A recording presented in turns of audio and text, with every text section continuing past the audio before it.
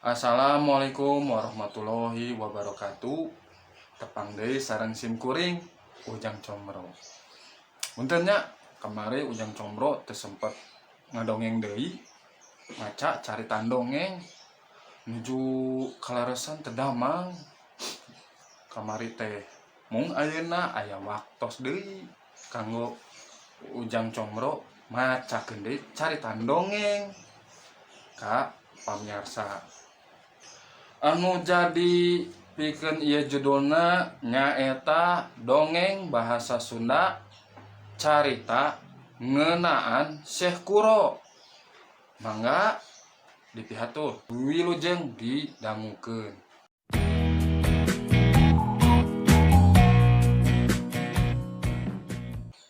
Di nagara Campa aya kiai anu masyhur ngaranna Syekh Ora. Lianti pinter jeung rea elmuna, Syekh Ora oge kaceluk weruh sadurung winarah, bisa noong ka pageto, bisa nganjang ka alam jaga.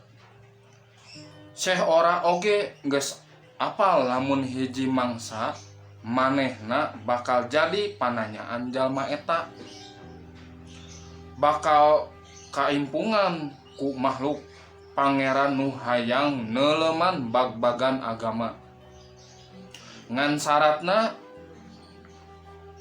Syekh Ora kudu lunta ngumbara neangan hiji tempat anu katelah Pulo Jawa. Sanggeus ngumpulkeun bebekalan, laju bae Syekh Ora indit ka ngalalana. Seja neangan jeung ngajugjug hiji tempat nu ngaranna Pulo Jawa. Kitu mungguh ilapat anu katampa ku anjeunna. Inditna balayar bareng jeung para sudagar anu ngadon balantik. Kebat muru kawetan ngambah legana samudra atawa mimpir-mipir basisir. Kalan-kalan balabuh di hiji palabuhan pikeun ngareureuhkeun perjalanan atawa ngahaja ngadon lila bubuara di dinya. Di saban tempat anu kumanehna dianjangan sarta boga kasempetan pikeun nyiar agama Islam. Ku Syekh Ora tara dimubadirkeun. Kasaha bae anu pareng bisa tepung jeung manehna, Syekh Ora teu weleh nyelapkeun ajaran-ajaran agama dina obrolan. Dicaritakeun ku manehna yen unggal jalma nu kumelip di alam dunya teh baris tinemu ajal, dipundut kuno kaagungan. Sangkan engke salamet di akhirat. Mangka jalma kudu boga cecekeun jeung bekal hirup. Eta bekal hirup teh taya lian ibadah ka pangeran. Cindekna unggal aya kasempetan Syekh Ora tara lali nyebarkeun babagan agama Islam. Malah antukna mah rea anu ngahaja ngadeuheusan anjeunna. Reh ngarasa katarik ati katajiku mutiara-mutiara Islam anu sakitu endahna. Munasabah di unggal tempat anu kungsi didatangan ku Syekh Ora, rea jalma anu ngaragem Islam. Hiji mangsa Syekh Ora anjok ka Karajaan Malaka. Di dinya oge sarua Syekh Ora nyebarkeun syiar Islam. Teu wudu rea jalma anu katarik ku ajaran anu ditepikeun ku Syekh Ora. Datang ti suklakna ti siklukna, hayang ngulik bag-bagan Islam leuwih daria. Pagawean Syekh Ora nyebarkeun syiar Islam teh ka emper-emper ka karaton. Raja Malaka anu sakitu dipi Gusti jeung dipika Ajri ku rahayatna teh nitahan mantri. Sangkan Syekh Ora dibawa ka karaton pikeun ditalek. Sanggeus adu hareupan jeung raja, Syekh Ora tuluy dipariksa perkara ajaran anyar nu disebarkeun ku manehna. Ku Syekh Ora diterangkeun yen paham anu disebarkeun ku manehna teh ajaran Islam, agama pangeran anu boga tujuan nyalametkeun umat manusia boh di dunia boh di akhirat. Paham anu ngajarkeun makhluk pangeran sangkan silih asah silih asih jeung silih asuh. Paham pikeun neangan ridho pangeran ku cara ibadah neangan amal kahadean. Sanggeus diterangkeun kitu mah Raja Malaka teh teu burung unggut-unggutan, malah antukna mah inyana oge ngarasa katarik ku eta ajaran. Pokna naon syaratna lamun kaula hayang ngulik ajaran anu ku anjeun dibawa teh? Gampil Gusti, tembal Syekh Ora. Kari ngucap kalimat syahadat sarta Gusti daek ngalakonan sarupaning piwarangan Gusti Allah sarta ngajauhan cegahanana. Ti harita Raja Malaka ngagem Islam. Gedengeun ti eta raja oge nyambat Syekh Ora sangkan tetep tumetep di karaton bari nyebarkeun agama. Eta kahayang raja teh ku Syekh Ora ditedunan. Papadaning kitu Syekh Ora henteu lalieun kana tujuan asalna, ngajugjuk Pulau Jawa. Nya antukna hiji poe manehna balaka ka Raja Malaka. Lamun manehna kudu jengkar balayar deui. Ka raja ditepikeun alesanana yen sabenerna tujuan manehna lain bubuara di Malaka, tapi kudu ngajugjuk Pulau Jawa. Sabada dibejerkeun, bejer beaskeun kitu mah Raja Malaka ge teu bisa ngahalang-halang ngajurungan Syekh Ora balayar ka Pulau Jawa.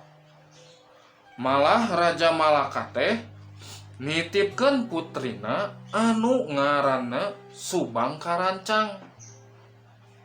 Sinamilu ngalalana bari neeleman ilmu agama. Putri Subang Karancang teh ku Syekh Ora tuluy diangkeun anak kukutna. Poe ganti poe, minggu ganti minggu, antukna Syekh Ora teu burung cunduk ka Pulau Jawa. Cundukna ka hiji tempat anu hara-haraeun. Di basisirna ngan rawa jeung rawa bae. Ngan Syekh Ora jeung Putri Subang Karancang teu aral subaha. Laju bae ngajugjuk ka pilemburan nu jauh di darat. Sanggeus nyorang lalampahan ku badarat anu sakitu jauhna. Syekh Ora jeung Subang Karancang antukna cunduk ka hiji lembur anu hawana pikabetaheun pisan. Masyarakatna saromea, tanahna lendo, subur ku pepelakan. Di ditu di dieu cur-cor cai herang. Cindekna matak betah pikeun ngabuniaga. Ngan hanjakal di dinya mah masih loba keneh jalma anu nyembah-nyembah batu atawa nyembah tatangkalan. Malah teu saeutik anu muja-muja sirah cai. Ningali kitu mah kacida batin Syekh Ora ngangresna. Nyai sigana urang kudu bubuhara di dieu. Urang ajak maranehna mikawanoh Islam. urang hiap-hiapikeun sumembah ka pangeran urang anu hiji, nyatana Gusti Allah Subhanahu wa Ta'ala. Cek Syekh Kuro ka Subang Karancang, sumuhun ama da geuning aranjeunna siga nu lolong keneh hatena, tembal Subang Karancang. Sabada mentawi di ka sesepuh eta lembur pikeun bubuara di dinya. Syekh Ora jeung Subang Karancang laju nyieun pamatuhan, ngadegen saung anu cukup pikeun maranehna ngiuhan.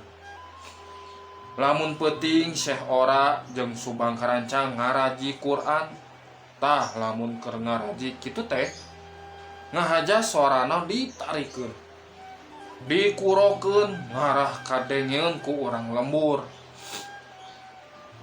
Mimitena mah urang dinya teh harookeun, padah aya jalma siga keur tetembangan, tapi lebah basa nu diucapkeunana manehna teu ngarti sautek-utek acan. Jorojoy timbul kapanasaran, dari didengekeun mah geuning eta sora anu siga keur tetembangan teh sakitu halimpuna, sakitu geunahna kana dedengean. Matak ningtrimkeun kana kalbu, niiskeun kana pikir. Antuk nama urang lembur teh juljol ngadon nyacapkeun kapanasaran ka Syekh Ora. Bari sabar jeung tulaten, ku Syekh Ora diterangkeun yen anu ditembangkeun ku manehna teh ayat-ayat Al-Qur'an, wahyu Gusti Allah anu dipaparinkeun ka Nabi Muhammad pikeun disebarkeun ka umat-umatna. Tidinya Syekh Ora nerangkeun saha ari Allah teh jeung saha ari Muhammad sarta naon ari Islam teh. Beuki lila beuki loba bae jalma anu arasup Islam. Sabada ngadenge pedaran ti Syekh Ora, malah anu datang teh lain bae jolna ti eta lembur, malah aya anu datang ti jauh. Tujuanana lain baik hayang neleman bag-bagan ajaran Islam, tapi hayang diajar kuro deui. Lantaran beuki lila beuki loba bae muridna. Antukna Syekh Ora ngadegen pasantren lengkep jeung masjidna. Nya didinya Syekh Ora ngawurukan murid-muridna sarta nyebarkeun ajaran Islam ka jalma rea. Ti harita Syekh Ora ku murid-muridna jeung ku masyarakat anu aya didinya pada nyarebut ka eta Syekh teh Syekh Kuro. Sedeng pasantrenna pada nyebut pasantren Kuro. Sakitu dongeng di Simkuring Ujang Combro. Punten tos laminya Simkuring teu masian di carita dongeng. Nya kaleresan ayeuna musim nuju teu sae hujan halodo jadi punten nya tinu awak jadi teu merenah teu arena ayeuna ge. Nah ayeuna ge Ujang Combro teu rada kirang sehat ya maksakeun kanggo pamirsa yang ngahibur deui kitu. Nuhun. Insyaallah di lain waktos aya carita deui anu langkung sae insyaallah si kuring Ujang Combro bade masian deui caritaan anu langkung seru. Mangga ka pamirsanya dipihatur sim kuring bade pamit. Assalamualaikum warahmatullahi wabarakatuh.